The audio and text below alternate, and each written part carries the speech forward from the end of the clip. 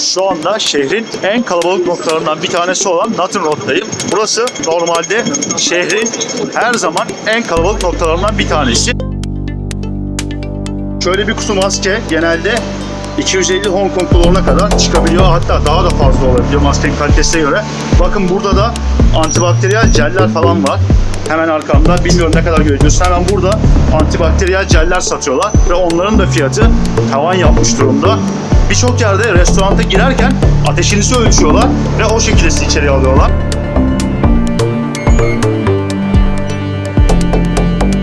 Geçtiğimiz haftalarda, son 2 hafta içerisinde olması lazım, benim en çok kullandığım hatlardan bir tanesi olan kırmızı hatta bir yolcu metronun girişinde düşüp bayıldı ve adamı bir anda karantinaya aldılar. Herkese yepyeni videodan, Çin'e bağlı bir özel bölge olan Hong Kong'dan selamlar arkadaşlar. Birçoğunuzun bildiği üzere yaklaşık 2 aydır Hong Kong'dayım. Koronavirüsü daha çıkmadan önce Hong Kong'a gelmiştim ve ben geldikten birkaç gün sonra koronavirüs haberleri yayılmaya başlamıştı. Çin Yeni Yılı'nın hemen öncesiydi benim gelişim. Çin Yeni Yılı'ndan hemen önce haberler çıkmaya başlamıştı ancak kimsenin pek bir fikri yoktu bu virüs hakkında ve kimse bu kadar büyüyeceğini, bu kadar büyük bir şey olduğunu tahmin etmiyordu. En büyük handikap da bu oldu. Çin Yeni Yılı, Çin içerisinde her yıl düzenli olarak kutlanan geleneksel bayram ve Çin Yeni Yılı'nda da dünyanın en büyük göçü gerçekleşiyor. Yani her yıl Çin Yeni Yıl bayramında dünyanın en büyük göçü gerçekleşiyor. Yaklaşık 450 milyon insan Çin'in içerisinde farklı yerlere göç ediyor ve yer değiştiriyor. Ve Çin bu virüs hakkında gerekli önlemleri almadığı için Çin Yeni Yılı'nda binlerce insan, milyonlarca insan Çin içerisinde ve dışarısında yer değiştirdi, farklı yerlere göç etti ve virüs yayıldı. Virüs haberleri ilk çıktığında ben Hong Kong'taydım. Ne olacağı, ne biteceği belli değildi. En başlarda küçük bir şey gibiydi ama tam Çin Yeni Yılı başladığında bir anda haberler patladı ve Hong Kong'a gelmiş binlerce Çinli bulunmaktaydı. Herkes bir anda şoka girmişti. Ne yapacağız, ne edeceğiz diye. O telaşla bütün halk bir anda maskelere saldırmıştı ve maske stokları giderek azalıyordu. Dışarı çıktığımda konuştuğum bir Hong Konglu arkadaşım, eğer ki böyle giderse 1-2 gün içerisinde Hong Kong'daki tüm maskelerin biteceğini, ne yapacaklarını bilmediğini söylemişti. Gerçekten bir anda çok ürpertici bir havaya bürünmüştü şehir. Hayalet şehir gibiydi. Şu anda burada vaka sayısı 126, 3 kişi de öldü. Ancak giderek rakam artıyor ve ne olacağı belirsiz. Şu anda burada Çin'de sınırlar kapatılmış durumda. Çin'den gelen herkes 14 gün boyunca karantina altına alınıyor ve Hong Kong'dan eğer siz bir yere giderseniz de, herhangi bir ülkeye giderseniz de karantina altına alınma ihtimaliniz oldukça yüksek. Örnek vermek gerekirse Endonezya, Filipin, Tayvan gibi ülkeler Hong Kong'dan uçan tüm yolcuları, turist ya da vatandaş olması fark etmeksizin 14 gün boyunca karantina altında tutuyor. Çünkü burada sayı her ne kadar yüksek olmasa da yayılma ihtimali bildiğiniz gibi oldukça yüksek. Bu hastalık çok hızlı bir şekilde yayılabiliyor ve ülkeler de bunun için önlem alıyorlar. Bu videoda sizlere olabildiğince koronavirüsün de Hong Kong'daki hayatın nasıl olduğunu göstermeye çalışacağım. Daha önce söylediğim gibi koronavirüsü çıktığından beri şehir adeta bir hayalet şehre dönüştü.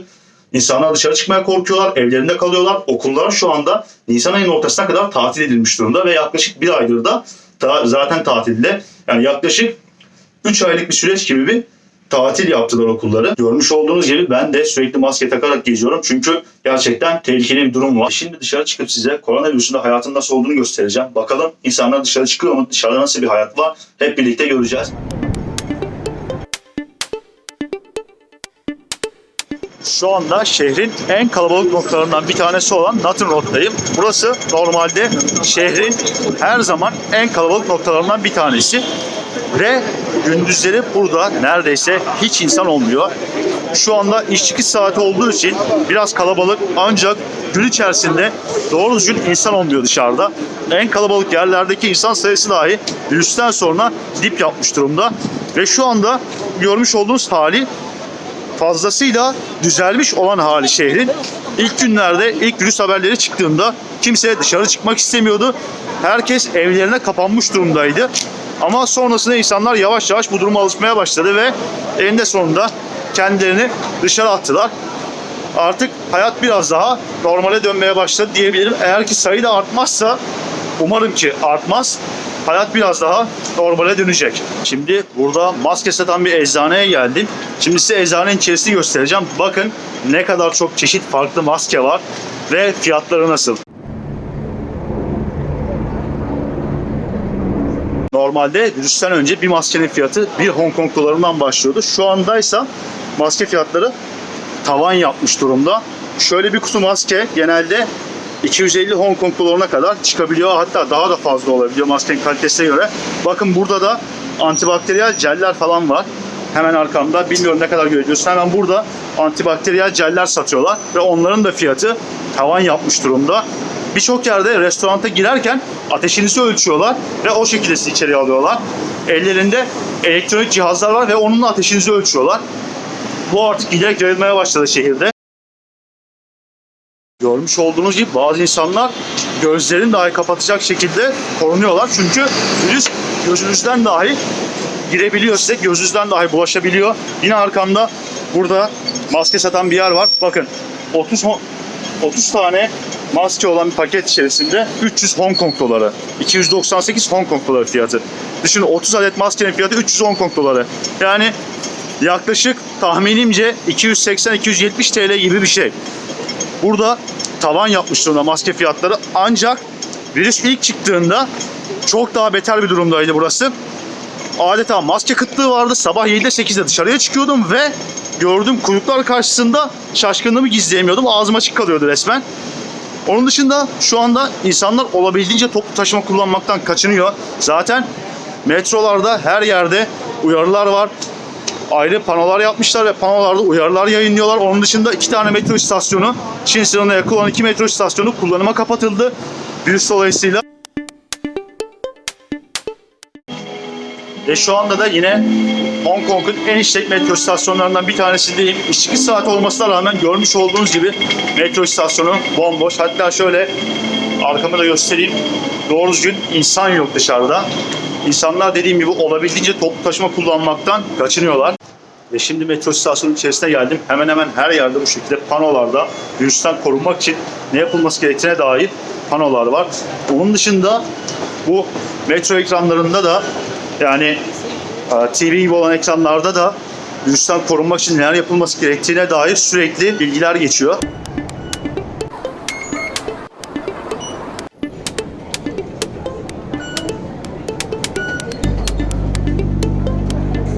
Geçtiğimiz haftalarda, son 2 hafta içerisinde olması lazım, benim en çok kullandığım hatlardan bir tanesi olan kırmızı hatta bir yolcu metronun girişinde düşüp bayıldı ve adamı bir anda karantinaya aldılar. Gerçekten çok ürpertici bir durum.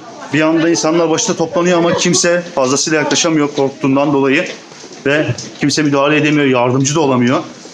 En sonunda görevliler gelip bir anda adamı karantina altına alıyorlar. Aynı şekilde yine geçtiğimiz haftalarda bir yolcu metro treninin içerisinde bayıldı. Bilmiyorum, bunları duydukça insan daha da çok ürperiyor.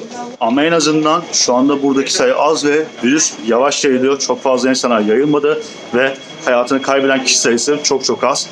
En azından şu anda tesellimiz bu. Umarım sayı daha da fazla artmaz. Şu anda şehrin en turistik noktalarından bir tanesi olan Star Ferry seyir terasındayım.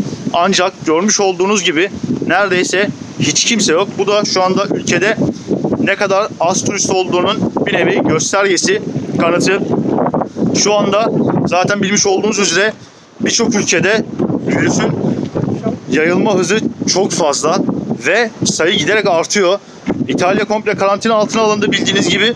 Kore'de sayı 7.000'i aştı. İran'da sayı yine 7-8 binleri aştı ve giderek de artıyor. İlerleyen zamanlarda ne olacağı belli değil. Bazı ülkeler şu anda Hong Kong'dan uçuşlarını kaldırmış durumda ve daha önce bahsettiğim gibi bazı ülkelere gittiğinizde 14 gün boyunca karantina altına alınıyorsunuz. Ve ben de şu anda buradan nereye gidebileceğim konusunda ciddi kararsızlıklar yaşıyorum bu sebepler dolayısıyla. Ama zaman tabii ki gösterecek ne olacağını. İlerleyen zamanlarda her şey daha da netleşecek. Ve bir videonun daha sonuna geldik. Burada artık videoyu noktalamak istiyorum. Olabildiğince size koronavirüsündeki ve Hong Kong'daki son durumu aktarmaya çalıştım. Bir sonraki videoda görüşmek üzere. Kanalıma abone olmayı ve videoyu beğenmeyi unutmayın.